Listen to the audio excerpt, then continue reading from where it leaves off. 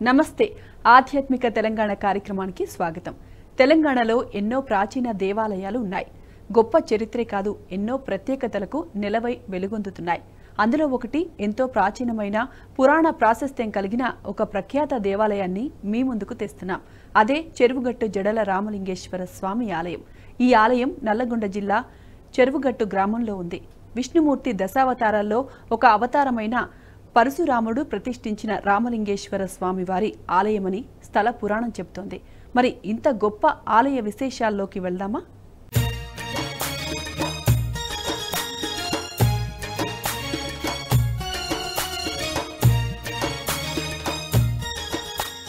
తెలంగాణ రాష్ట్రంలో అతి ప్రాచీన ఆలయాల్లో 1000 సంవత్సరాల నాటి చెరువుగట్టు జడల రామలింగేశ్వర స్వామి వారి ఆలయం ఒకటి.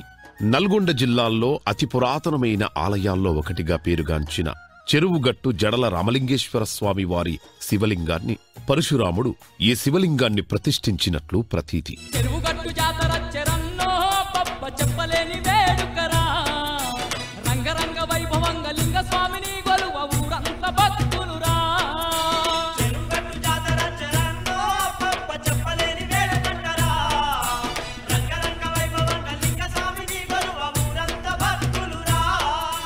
ఈ శివలింగ ప్రతిష్ఠ వెనక పౌరాణిక నేపథ్యాన్ని తప్పకుండా స్మరించుకోవాలి.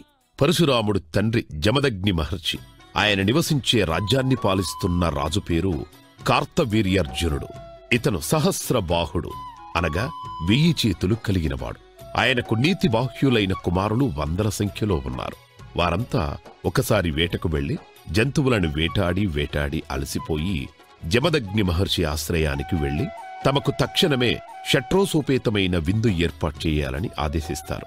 జమదగ్ని మహర్షి ఆశ్రమంలో సురభి అనే దేవతా గోవు ఉన్నది. జమదగ్ని మహర్షి ఆ గోవును ప్రార్థించగా 1000 మందికి ఎంత తిన్నా తరగని భోజనాన్ని ప్రసాదించింది.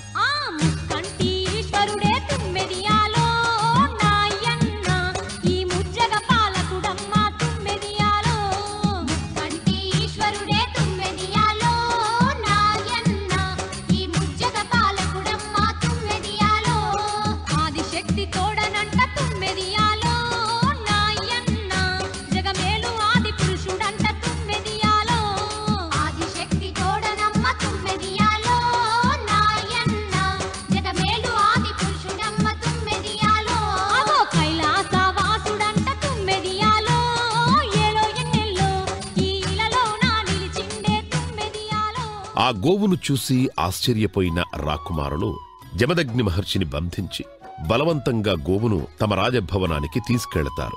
ఆ విషయం కార్తవీర్యార్జునుడికి తెలియదు. ఇంటికొచ్చిన పరశురాముడు తండ్రిని బంధించడం, సురభిని దొంగిలించుకుని వెళ్లడం చూసి ఆగ్రహించి ఆవేశంతో రాజభవనానికి వెళ్లి కార్తవీర్యార్జునుడితో యుద్ధం చేసి అతని బాహువులను ఖండిస్తాడు. అది చూసి రాకుమారులు జమదగ్ని ఆశ్రయానికి వెళ్లి ఆయనను హత్య చేస్తారు.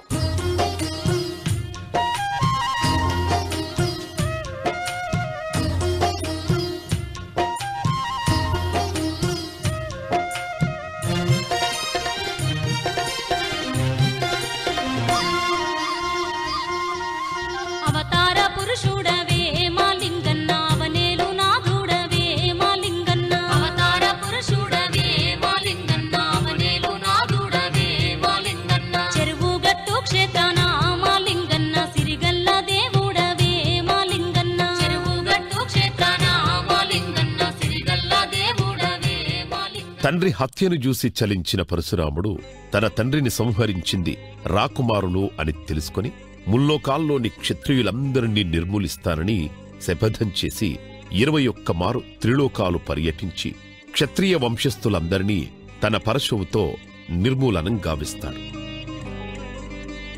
ఫలితంగా ఆ పాప పరిహారార్థం దేశమంతా పర్యటించి 108 ప్రదేశాల్లో శివలింగాలను ప్రతిష్ఠించాడు. వాటిలో చివరి లింగం జడల రామలింగేశ్వర స్వామిదని స్థల పురాణం. తెలంగాణ రాష్ట్రంలో నల్గొండ జిల్లా నార్కట్పల్లి మండలానికి 6 కిలోమీటర్ల దూరంలో ఉన్నటువంటిది జడల రామలింగేశ్వర స్వామి వారి దేవాలయం. ఈ యొక్క దేవాలయంలో ఇది గుహాలయం కాబట్టి ఈ గుహలో పరశురాముడు రామలింగేశ్వర స్వామి పేరుతో తపస్సు చేస్తూ ఉన్నాడు. అంటే పరశురాముడు 108 శివలింగాలు ప్రతిష్ఠించాలనే సంకల్పం చేత శివలింగమైనటువంటి జడల రామలింగేశ్వర స్వామివారి దేవాలయం ఈ గుహలో కూర్చుని పరశురాముడు స్వామివారి పేరుతో తపస్సు చేస్తూ ఉంటే ఆ యొక్క తపశ్శక్తి వల్ల శివలింగం ఉద్భవించడం అట్లాగే పెరుగుతూ ఉంది. ఆయన కొన్ని రోజులు తపస్సు చాలించి చూసేసరికి శివలింగం పెరుగుతూ ఉంది. ఇది గుహ కదా, ఇంతకంటే పెరిగితే ఇంకా శివుడికి అనర్థమేమో అని చెప్పేసి ఆ పరశురామ చేతుల నుండి గండ గుడ్డల చేత శివలింగం పైన ఒక కాటు పెట్టడం జరిగింది. అప్పటి నుంచి ఆ యొక్క శివుడి యొక్క పెరుగుదల ఆగిపోయిందని చెప్తూ ఉంటారు. అట్లాగే స్వామివారికి జడల మాదిరిగా ఆకృతి ఉంటుందంటే వీరభద్రుడు జటాజూటాలు ఎట్లా అవుతూ ఉంటాయో ఆ విధంగా స్వామివారికి జడల మాదిరిగా వెనక భాగంలో ఆకృతి ఉంటుంది. అందుకే జడల రామలింగేశ్వర స్వామి అని పేరు. తర్వాత శివుడికి 5 ముఖాలు ఉంటాయండి. సద్యోజాతము, వామదేవము, అఘోరము, తత్పురుషము, ఈశానం అని చెప్పేసి స్వామివారు 4 ముఖాలుగా 4 దిక్కులు 4 ముఖాలు. ఊర్ధ్వపురుషంలో ఉండేటువంటిది 5వ ముఖం. కాబట్టి స్వామివారి ఇక్కడ పడమర భాగంలో ఉన్నారు. ఈ యొక్క పడమర భాగంలో ఉండేటువంటి శివుడికి మనం పూజ చేసుకుంటే కోరికలు త్వరగా నెరవేరుతాయని చెప్పేసి ఆగమ శాస్త్రం.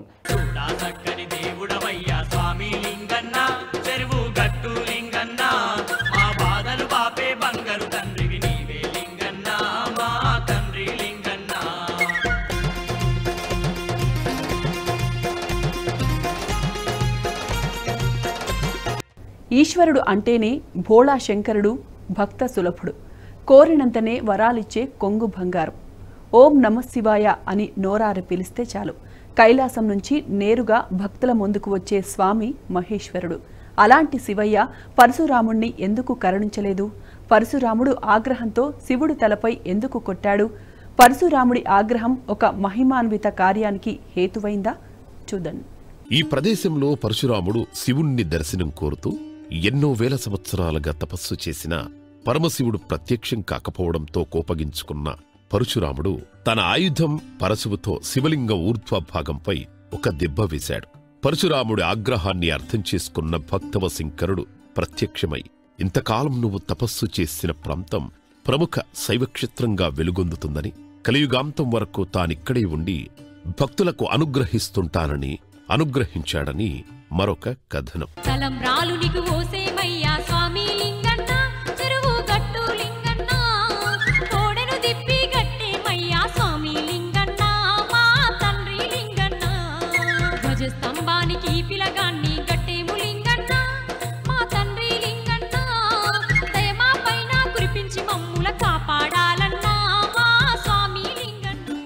అనంతరం పరశురాముడు కూడా ఇక్కడే లింగాకృతిని పొంది శివ సాయుధ్యాన్ని పొందాడట. పరశురాముని ఆత్మలింగము జడల రామలింగేశ్వరాలయానికి దరిదాపుల్లో వేరొక గుహలో ఉంది. రామలింగేశ్వరుని ఊర్ధ్వభాగాన పరశురాముడు గండ్రగుడ్డలితో దెబ్బవేసిన చోట జడల వంటి ఆకృతులు కనిపిస్తాయి. అందుకనే స్వామిని జడల రామలింగేశ్వర స్వామి అని పిలుస్తారు.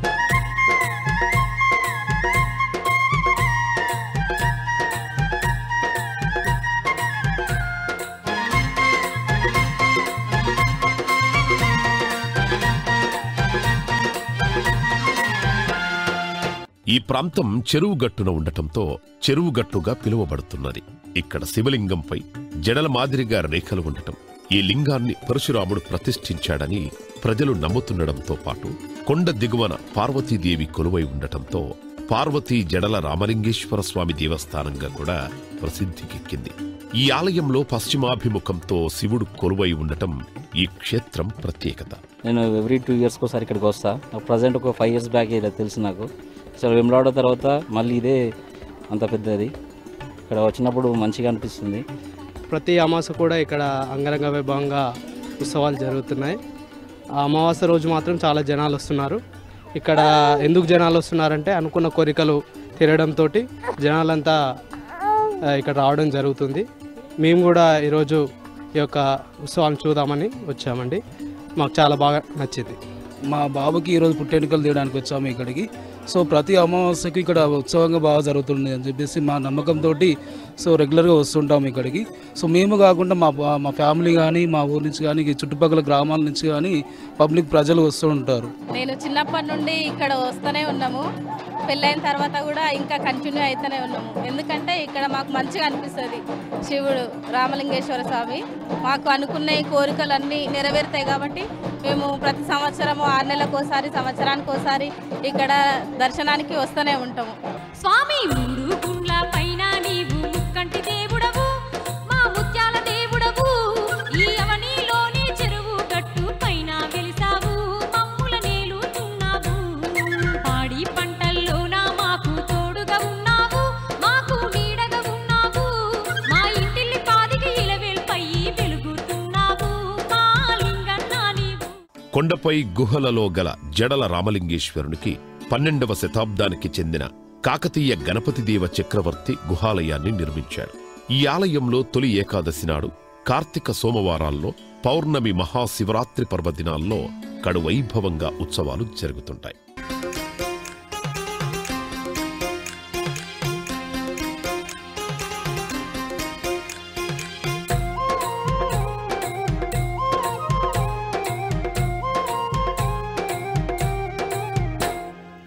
దేశంలోని అనేక ఆలయాల్లో కొన్ని ప్రత్యేకతలు ఉన్నట్టే ఈ ఆలయంలో కూడా ఎన్నో విశిష్టతలున్నాయి. వాటిల్లో భక్తులను విశేషంగా ఆకర్షించేది కొండ పైభాగాన ఉన్న 3 గుండ్లుగా పిలువబడే రాతి బండలపై కొలువైన మరొక శివలింగం. ఈ 3 గుండ్లెక్కితే జన్మ పాపముగా అంటుకుంటున్న కడగండ్లు తీరుతాయని భక్తుల విశ్వాసం. అందుకే అధిరోహించడం కష్టమే అయినప్పటికీ భక్తులు రాతి గుండ్లపై ఉన్న స్వామిని తప్పనిసరిగా దర్శించుకొని క్షీరాభిషేకం చేస్తారు.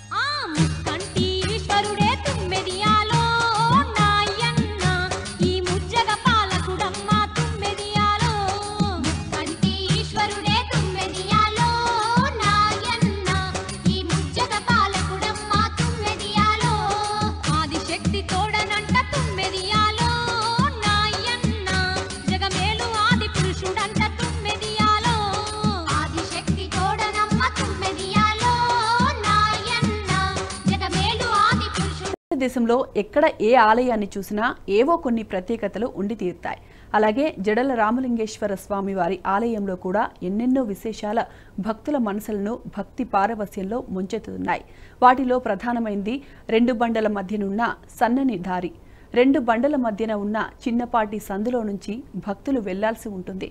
మనసులో పరమశివుణ్ణి ధ్యానిస్తూ నిష్కలమైన మనసుతో వెళ్తే భారీ కాయకులు కూడా ఆ సందులో ఇమిడిపోతారని భక్తులు నమ్ముతారు. 2 బండల మధ్య ఉన్న చిన్నపాటి సందులో నుంచి భక్తులు వెళ్లాల్సి ఉంటుంది.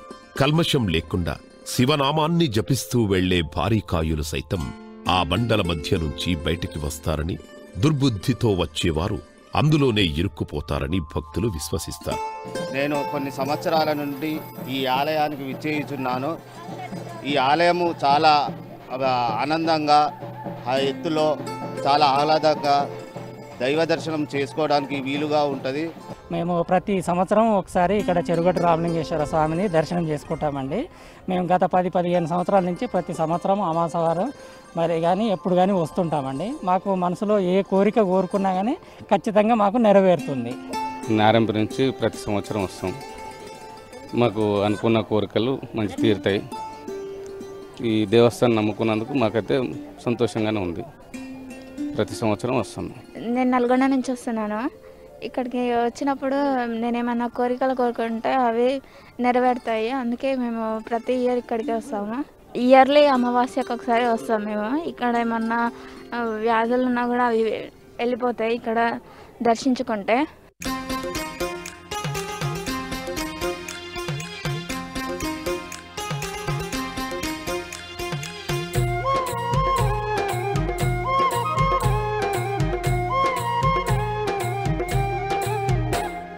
అయితే కాలక్రమంలో ఇక్కడకు వచ్చే భక్తుల సంఖ్య పెరిగిపోతుండడం, అనేక మంది భక్తులకు బీపీ, షుగర్, మోకాళ్ల నొప్పులు మొదలైన శారీరక వ్యాధులతో నడవడం కష్టతరంగా మారడంతో భక్తుల విజ్ఞప్తి మేరకు ప్రత్యామ్నాయంగా ఇనుప మెట్లను ఏర్పాటు చేశారు.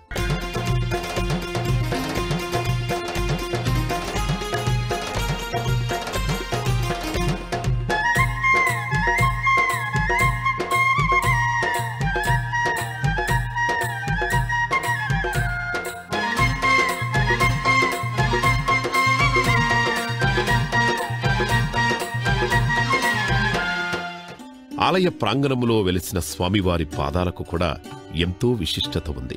ఇక్కడి పాదుకలను తలపై పెట్టుకుని స్వామివారి పాదాల చుట్టూ ప్రదక్షిణ చేస్తే ఎంతటి అనారోగ్యమైనా ఇట్టే మాయమవుతుందని భక్తుల నమ్మకం. స్వామివారికి రథసప్తమి రోజున ఉత్సవాలు చేయడం ద్వారా ఆరోగ్యాన్ని చెందినటువంటి వాడు సూర్యభగవానుడు కాబట్టి ఆ సూర్యభగవానుడి ద్వారా మన యొక్క స్వామివారి యొక్క అనుగ్రహం చేత వచ్చే భక్తులందరికీ కూడా ఆరోగ్యం సిద్ధిస్తూ ఉంది.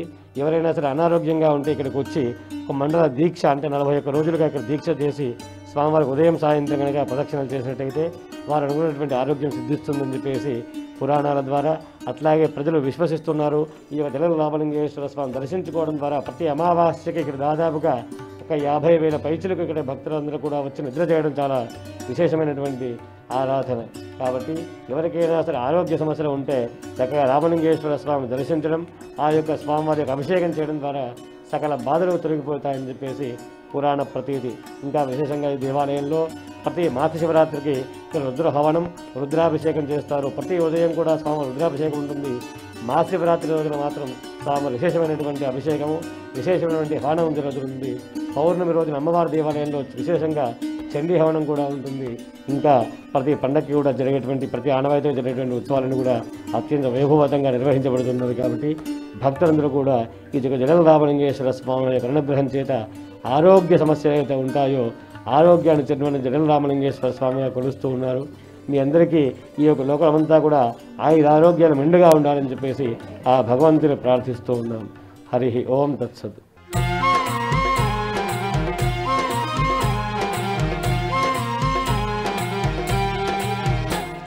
ఈ క్షేత్రంలో ప్రతి అమావాస్య ముందు చతుర్దశి రోజున రుద్రహోమం చేయడం ఆనవాయితీ. అమావాస్య రోజున స్వామివారికి 1,00,000 పుష్పార్చన నిర్వహిస్తారు. అందుకే అమావాస్య రోజున ఈ ఆలయ ప్రాంగణంలో నిద్రిస్తే సర్వపాపాలు దోషాలు తొలగిపోతాయని భక్తుల విశ్వాసం.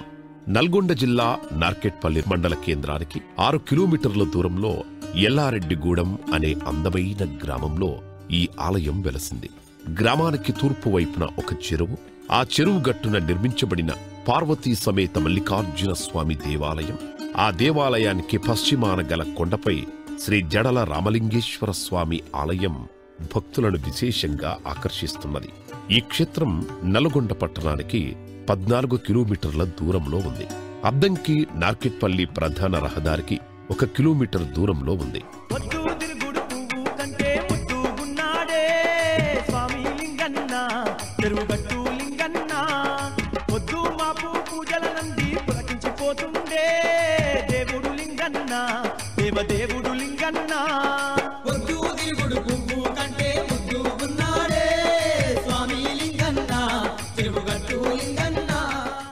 ఎల్లారెడ్డిగూడ మెయిన్ రోడ్డు నుండి కొండపైకి వెళ్లడానికి మార్గం కలదు.